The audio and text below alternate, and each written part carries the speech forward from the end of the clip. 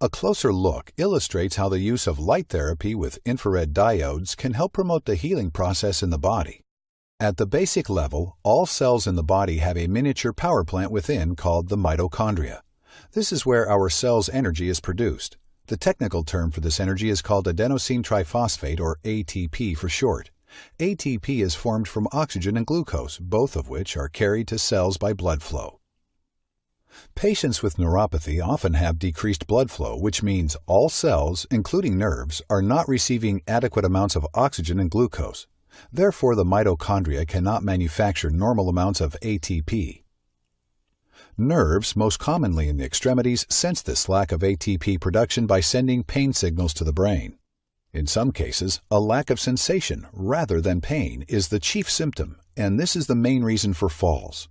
Because the mitochondria are very sensitive to light, infrared light therapy can stimulate ATP production in the mitochondria.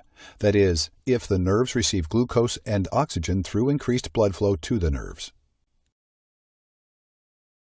Light energy stimulates the release of nitric oxide from hemoglobin into the bloodstream. When nitric oxide is released from hemoglobin, it enters the muscle cells in walls of the blood vessels. The muscle cells relax as the blood vessel diameter enlarges, allowing more blood to flow through the vessels. Increasing nitric oxide levels in the body offers a host of benefits. These can include anti-inflammation. Inflammation occurs when oxygen levels are too low, so increasing blood flow via nitric oxide reduces inflammation. Tissue regeneration. Tissues that need to heal require oxygen, nutrients, ATP, and growth factors. Nitric oxide provides an environment for enhanced healing. The key to accomplishing this?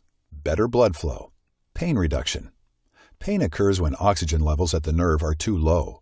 Think of how painful your finger becomes if you wrap a rubber band around it. The rubber band cuts off blood flow, thereby depriving nerves and other cells of oxygen. The pain recedes when the rubber band is removed. Increased localized circulation.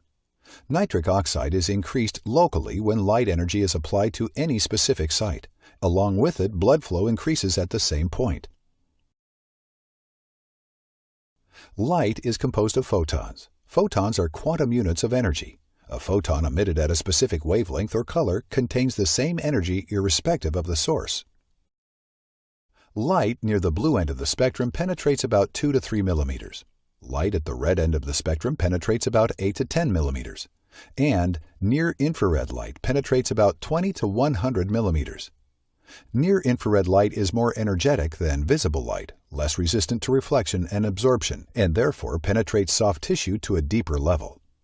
These are generalizations because the more red cells with hemoglobin in the path of the photons, the shallower the depth of the penetration. Remember, hemoglobin absorbs the near-infrared light energy, thereby releasing nitric oxide.